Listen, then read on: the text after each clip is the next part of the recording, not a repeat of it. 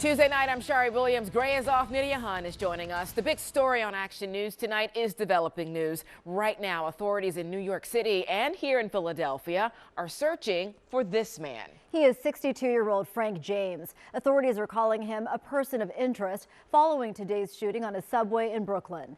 Investigators are also looking at a U-Haul van he rented in Philadelphia. 29 people were shot or injured by the gunfire during the rush hour. We have live team coverage tonight of this developing story. Action News reporter Bob Brooks has details on the investigation and also the ties to Philadelphia. And Annie McCormick takes a look at safety measures here in our area. But we could begin with Bob at the U-Haul facility in Tioga Nicetown. Bob, a van rented from that location could hold important clues.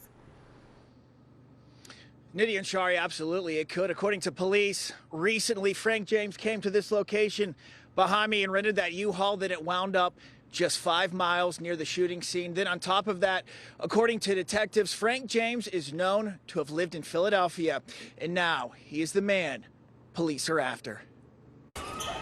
The images emerging from the subway attack are hard to look at. We see some of the victims visibly wounded, laying on the ground waiting for help.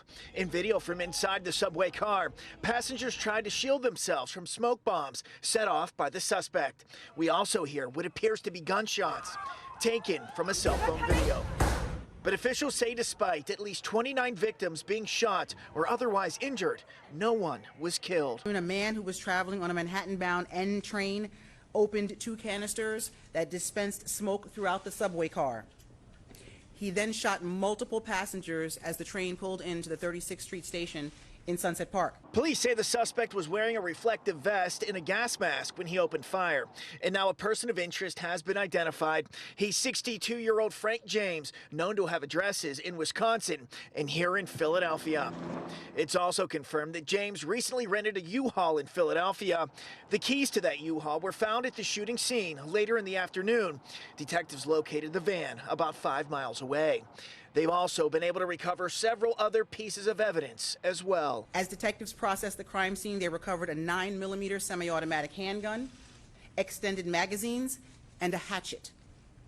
Also found is a liquid we believe to be gasoline and a bag containing consumer-grade fireworks and a hobby fuse.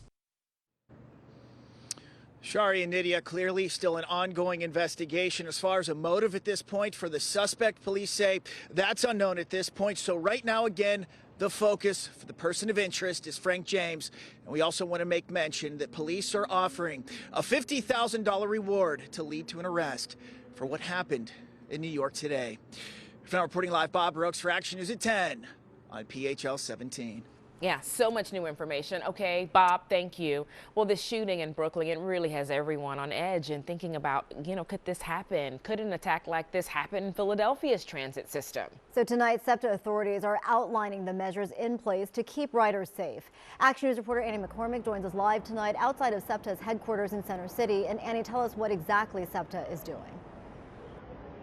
Yeah, Nydia, we went inside of SEPTA's control center where they man thousands of cameras. They say when the initial reports came in, much of what they have to do is sort through misinformation, but they say they were also working closely with authorities, law enforcement all along the Northeast corridor.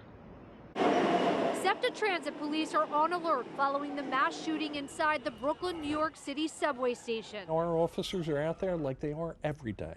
They're in those key locations where we think that something will occur. Inside SEPTA's control center, they are watching the 28,000 cameras operating throughout the transit system on all lines, buses, and transit centers. Investigators confirm some security cameras inside of 3 New York subway stations were down at the time of the attack. Technology fails sometimes, but you have to stay on top of it and you have to renew it, every several years.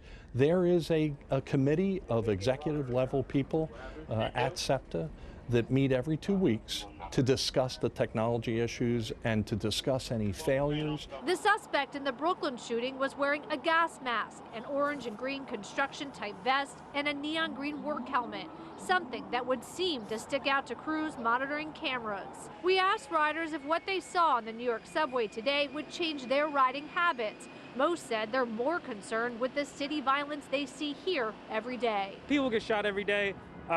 especially here in Philadelphia. There has been an increase in gun violence. It doesn't really change anything for me because at the end of the day, I still have to go to work. All kind of crazy things are happening today, so we don't have control over it. So I just pray and hope everybody is okay.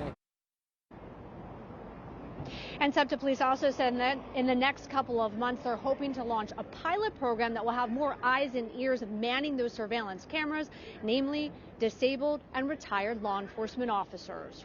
Right now, we're reporting live in Center City. Annie McCormick for Action News at 10 on PHL 17. All right, good to get the inside look. Annie, thank you. And you can keep track of the latest details on the subway shooting in New York and the search for those involved by using the 6ABC app. We will continuously update the information as soon as it comes in.